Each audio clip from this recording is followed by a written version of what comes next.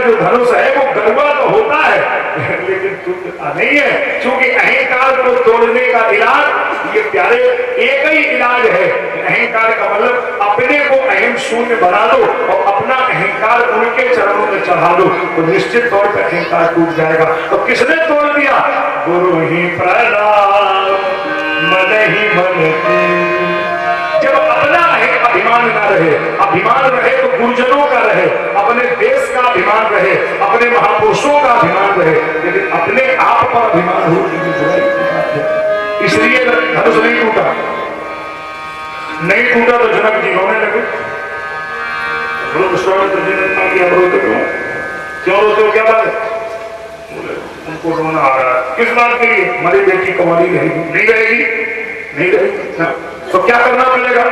बोले एक काम करो, बेटी कुंवारी नहीं रहेगी। मतलब बोले तुम एक काम करो, तुम डंडे को खड़ा करो। डंडे को खड़ा करना ये जनक का काम है और झंडा लगाना गुरु विश्वामित्र का काम है। तुम डंडे को खड़ा करो, झंडा हम लगाएंगे। अब आप समझ पाए मैं क्या बोल रहा हूं? अब आप ये समझ पा रहे हैं डंडा कौन झंडा कौन? अगर आप रामायण का नित्य पाठ करते हैं तो आप समझ गए होंगे डंडा कौन झंडा कौन। अच्छा निकालिए बालकांड, खोलिए जरा प्रारंभ दोहा नंबर 10, देखिए जरा। एक डंडा एक झंडा। रघुपति की रत विमल पताका और दंड समान भयो जस जाका, बंदहु लक्ष्मण पद जल जाका।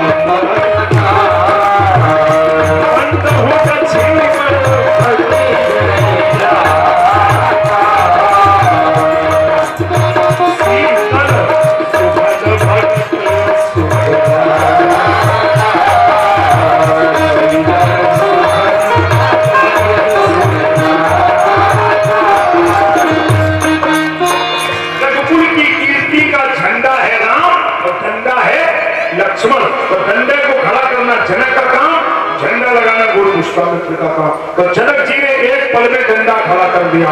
अब जानी को माथे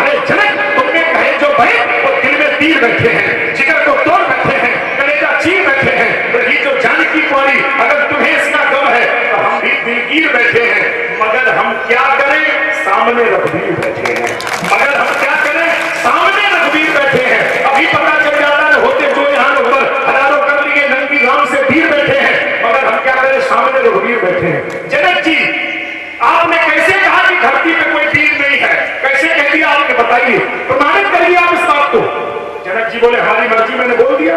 बोले यहाँ मर्जी नहीं चलेगी, ये मर्जी वाली बात नहीं होगी, आपको प्रमाणित करना पड़ेगा। ये बात बोलने के पहले आपको परमिशन लेनी पड़ेगी।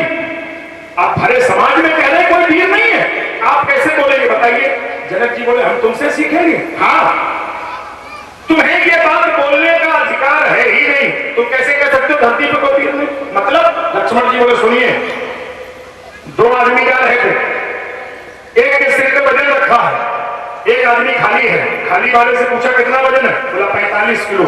जिसके सिर पे रखा है उससे पूछा ये कितना वजन है? उसने कहा 90 किलो। तो रखने वाले की बात मानी जाएगी या देखने वाले की? बोले रखने वाले की मानी जाएगी। लक्ष्मण जी बोले तो तुमने कहा धरती पर कोई वीर नहीं है, कैसे हिसाब से कहा? अभी मेरे खोपड़ी में मालूम हमें होना चाहिए कि तुम्हें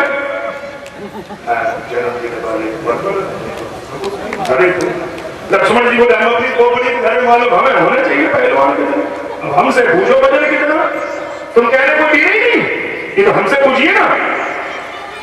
राम जी ने इशारा किया, ऐसे बोला करो, तुम समझते नहीं हो, जहाँ देखो ऐसे ना बोला करो भैया, आप समझते नहीं है कोई बात को, दूसरे के गाँव में लड़ाई हो जाएगी। देखो सुनो, ऐसे बोला करो विनम्र भाषा। श्री जनक जी महाराज वैदेही के पिता विदेहराज महाराज श्री जनक। लक्ष्मण, तुम्हारी भाषा पता नहीं कैसी गलत है, विनम्र बोला करो तुम, जब देखो तो लड़ाई ऐसे नहीं कह सकते थे तुम। लक्ष्मण जी ने कहा बड़े भैया, ये वैदेही का पिता है जो मेरी आंख के सामने आपका अपमान कर रहा है, यदि मेरी आंख के सामने आपका अपमान आपके बाप ने किया तो उसको नहीं छोड़ूंगा। अब इनसे पूछो तुम्हारा बाप अलग है, पूछे को जो पूछे वो लड़ाई बोल ले, वो बात करे इनसे साहब, मुझे आफत है बोली। हाँ, आपके बाप ने किया तो नहीं छोड़ूंगा। और एक दिन इतनी गुस्सा में आए तो बापों को नहीं छोड़ा। आप पढ़ लीजिएगा, अयोध्या में पढ़िएगा, जब लक्ष्मण सुमंत मंत्री वापस आया, देख लीजिए उस समय आपको मिल जाएगा। तो क्या कहा, लखन कहे कछु बचन कठोर, कठोर मन का प्रयोग किया। फिर राम जी क्या बोले, राम जी ने सुमंत मंत्री के हाथ जोड़े और कहे हुन तात लखन दरी काई, बार बार प्रभु शपथ दिखाई। ये लक्ष्मण का लड़कपन है, इसे कहना नहीं, ये तो लक्ष्मण बोल रहे हैं। कह देना कह कई माता से,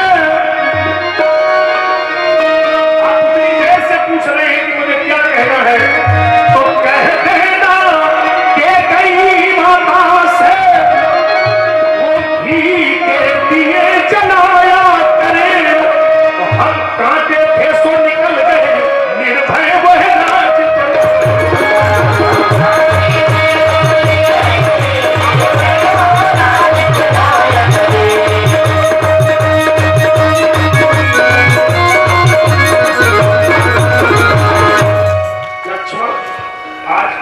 झगड़ा हो जाएगा, ऐसे ना बोलो, शांत रहिए, काम ही कुछ और है।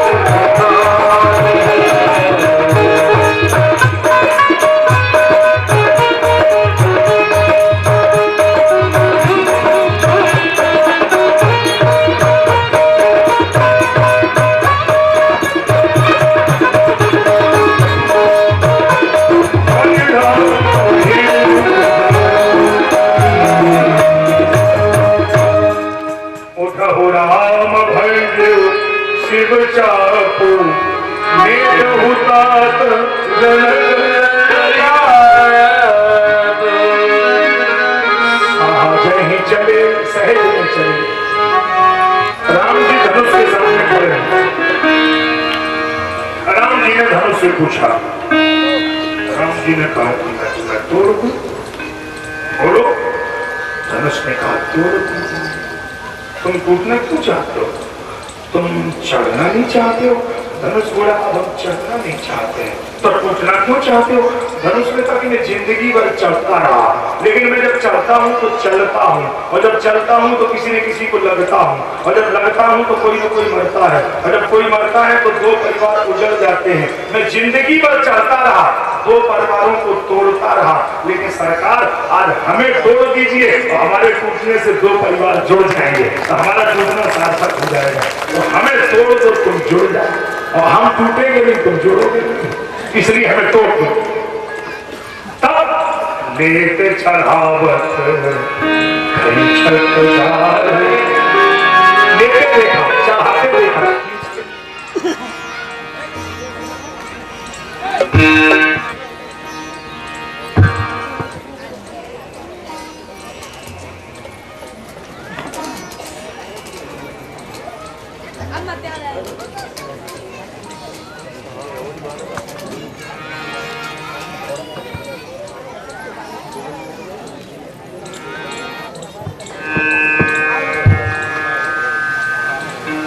बिजली चली गई कि आगे मेरे को पता नहीं लगता।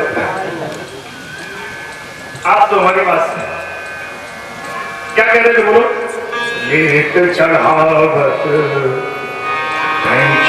गाड़े, धनुष को लेते देखा, चढ़ाते देखा, खींचते देखा।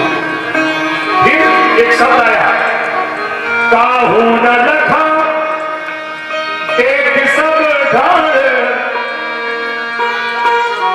फिर किसी ने देखा नहीं, क्या नहीं देखा? कारण क्या? मान ले मानियन के, मान ले मानियन के, सियही सुहाग चढ़ाए।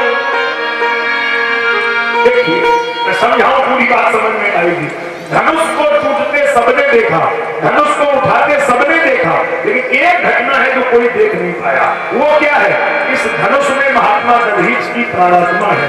दधीच की हड्डियों से धनुष का निर्माण हुआ है। दधीच की प्राणात्मा धनुष में है। तो धनुष को उठाते टूटते तो सबने देखा, लेकिन दधीच की आत्मा परमात्मा में कब समा गई, ये आत्मा परमात्मा का मिलन किसी ने नहीं देखा। जब दो चार खंड में गाए, देख लोग सब भय सुखारे, बोलो राजा रामचंद्र की जय। एक सखी बोली धनुष टूट गया, हाँ माला पहनाइए। एक बोली रुक जाइए, शर्त ये थी कि अभिमान के धनुष को कोई तोड़ दे तो लक्ष्मी उसको माला पहनाएगी। तो शर्त तो पूरी हो गई, अहंकार का धनुष राम जी ने तोड़ दिया तो लक्ष्मी माला पहनाए। एक बोली निराभिमानी होने का प्रमाण पत्र प्रस्तुत किया जाए। अभी कैसे मान लिया जाए कि निराभिमानी? बात बहुत गंभीर है। अगर ये निराभिमानी है तो निराभिमानी साधक की पहचान क्या है? निराभिमानी की पहचान बिल्कुल सीधी है, मानापमान यस्तुल्यो तुल्यो मित्रादिपुक्षयो सर्वारंभ परित्यागी गुणातीता समुच्चयति। मान अपमान शत्रु मित्र सुख दुख जब सब हो तब तो निराभिमानी है।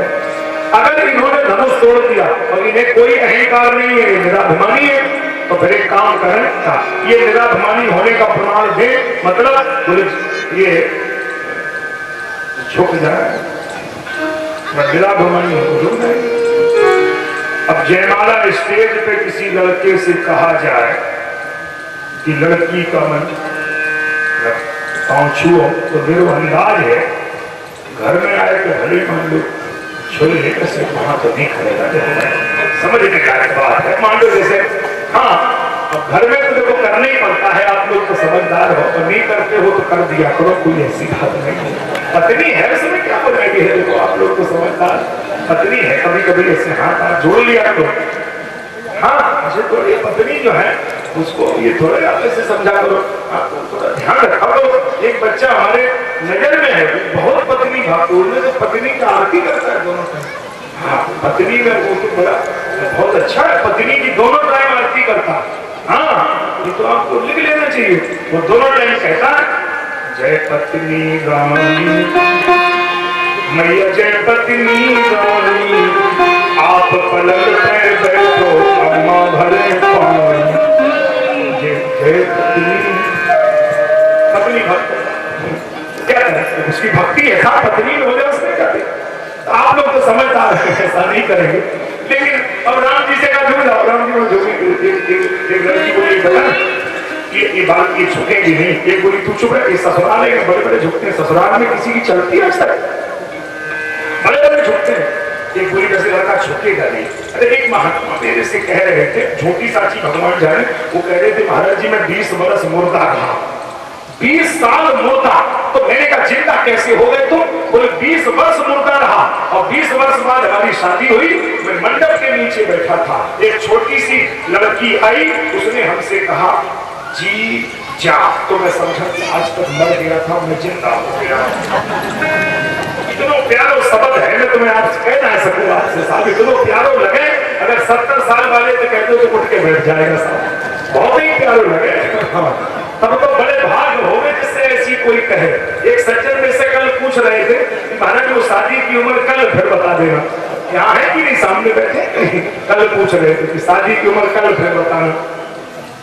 लगता है उनकी शादी हुई है कि नहीं हुई मुझे नहीं मालूम, तो जरा सुन ले, हम दोबारा फिर बता दे रहे।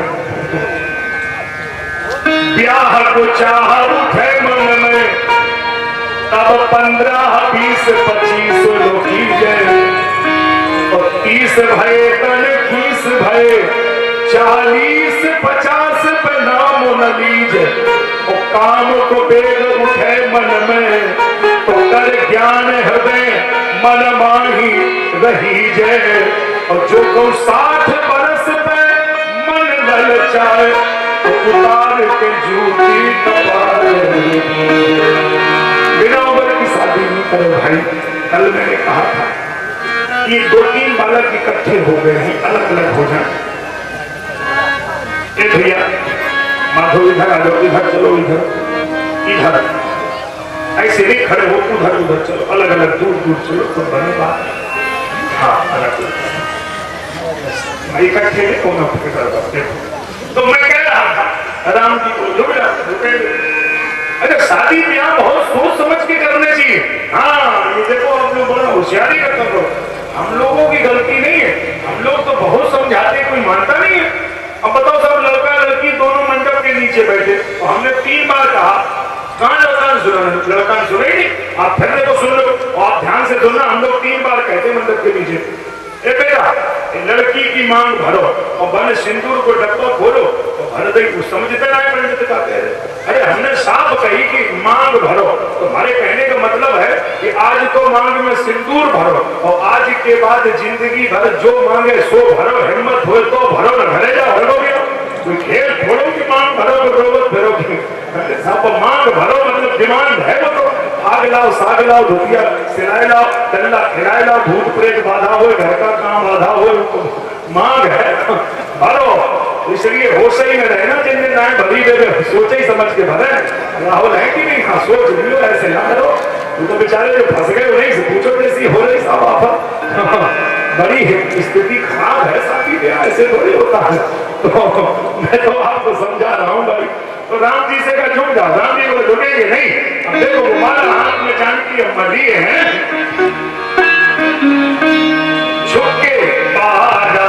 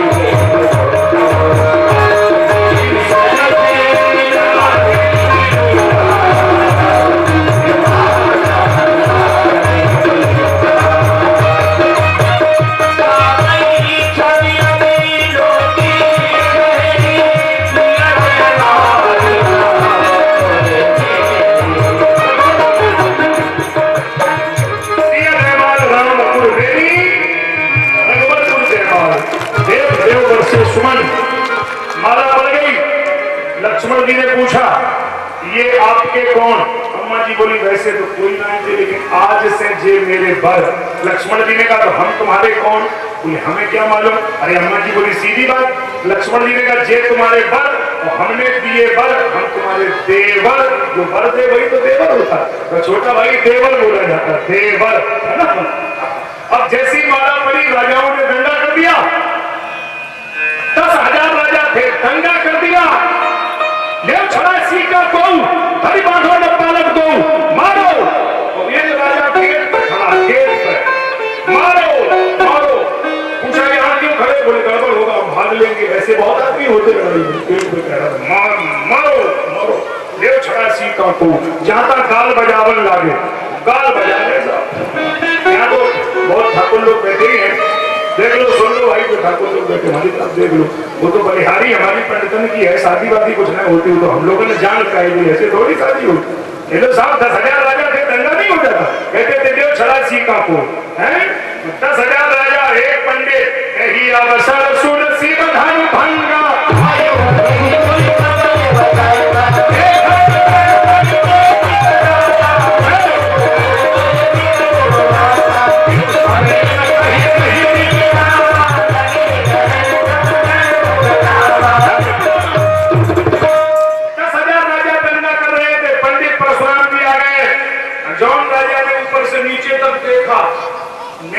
सन ऑफ अपना नाम बाप का नाम फिर तो समय कहते नहीं रहा। परशुराम जी ने कहा ये बाप का नाम लेकर परिचय क्यों दे रहे हो?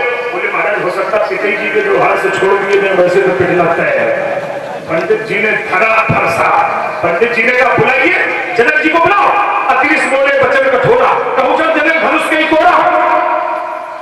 चल जनक धनुष किसने तोड़ा मुझे इसका पता चाहिए और नहीं तो सुन लो फलक दूंगा मैं मिथिला कोल पर की देर लाऊंगा मचा दूं क्रांत भूतल पर मैं कदम बिठाऊंगा जो रोबे चिक चिक धारी सभी तिरहुत की नमनारी बचेगा कौन मैं सम्मुख कौन ऐसा पीर पर धारी बहेगा न कठिन फरसा की धारा से हिलाकर विश्व भर दूंगा मैं भी क्रोध ज्वाला से मारा था सच बात किया था धर्म का धापन अधर्मी भूल बैठे लगे विश्व में झापड़ छले क्रोध की ज्वाला विस्कार हासागर नहीं लगते अन्याय के धर्मी क्रोध भटनागर धाधा धोधू पर की चिताएं जलेंगी आग लग जाएगी घर घर में रेणुका कुमार को खा दे होकर मैं मारूंगा दिखाओ। बुलाइए किसने धनुष को तोड़ा? राम जी आए। राम जी बोले होई क्यों एक दास तुम्हारा एक दास है जो आपका दास होगा। राम जी परशुराम जी ने कहा तुम एक तरफ हो जाओ तुमसे कोई लेना देना नहीं। सो बिलग आओ जिसने तोड़ा है वो बिलग आओ अलग खड़ा हो जाए नहीं तो बिहार समाज उसको छोड़ दे और नहीं तो मेरी अंतिम घोषणा न तुम्हारे जय है सब राजा समस्त राजाओं का पद कर दूंगा। जैसी फरसा ऊपर किया जितने राजा दंगा कर रहे थे वो आपस में बातें करने लगे। अच्छा ही रहा जो हमसे नहीं पूछा। एक बोला हम तो जान बुझ के नहीं बोला हमें मालूम था ये होने वाला। एक बोला घर पहुंच जाऊं जिंदगी नाम नहीं लेगा। पंडित जी ने कहा सबको मालूम है एक तरफ से न तुम्हारे जैसे सब राजा। लक्ष्मण जी ने राम जी से कहा बड़े भैया हाँ ये बाबा जी से मैं दो बातें कर लूं। राम जी बोले चुप रहो ये बाबा जी कोई वो बाबा जी थोड़े ही तो तुम समझते हो कि वो पंडित नहीं है वो सीधा आधा वाले वो नहीं है लड़ाई वाले पंडित इनसे बात नहीं करो। बोले भैया हमें एक बार इसे बोल लेने दो। अरे भैया तुम समझते नहीं हो ये पंडित वैसे नहीं है लड़ाई वाले पंडित वैसे नहीं है। तो बोला ये कुछ लड़ाई करते हैं। बोले हाँ मैंने पाँव छुआ निकल तो हमसे तो अच्छे से बात नहीं कर रहे और तुमसे कैसे करेंगे?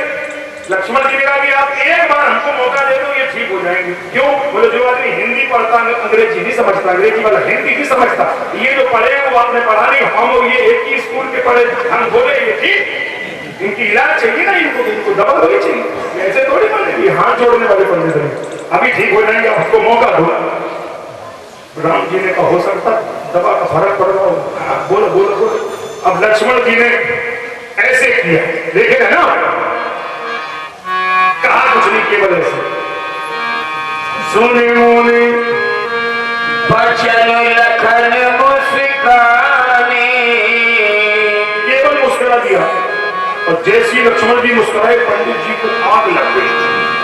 जब आप लोग देखेगा ना हमारी तरफ बिना कुछ कहे सुने आग लग गई। कैसे? अगर आप कभी करके देख लेना तुम्हारे सामने कोई आदमी साइकिल से गिर पड़े और तुम कहना कुछ नहीं केवल ऐसे ही कर देना तो साइकिल हाथ में उठाएगा तो मैं पहले उठा के पलट देगा। पंडित जी ने कहा कि हमारा धनुष टूट गया और तू हंसेगा तो उठाया पंडित जी ने फरसा यही के कंठ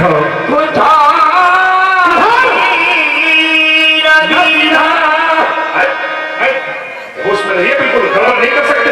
आज होना चाहिए चाहे आज रात भर कथा हो ये घड़ी पड़ी है कोई ऐसे कोई पंडित थोड़े हैं हमें कौन सी बात मिलो रात भर हो लेकिन बात होनी चाहिए बिल्कुल ताल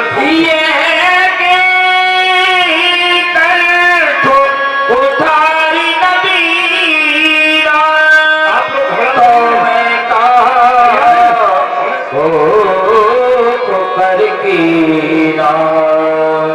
आप लोग भागेंगे तो नहीं होने चाहिए। अब आप भागे क्या कर रहे हो तो हमसे पूछो कैसे हो तो हमसे पूछो साहब आपको तो साहब आनंद आ ही रहा है लेकिन चलो हम भले समय का तो पालन करेंगे लेकिन बात अच्छी तरह से हो। यही के कंठ कुठार न दीना। अगर आज मैंने तेरी ग्रीवा पे, तेरी गर्दन पे परशु का प्रहार नहीं किया, तेरा नाम परशुराम नहीं। बहे हाथ, बहे हाथ, दही छाती, भाप तारी नदी घाती। बहे हाथ, पंडित जी ने परशु तान लिया और जैसे ही फरसे को उठाया तो बहाई ना हाथ, पंडित जी के चेतन हाथ में जलता आ गया। परशुराम जी का हाथ हिल ही नहीं रहा, चल ही नहीं रहा।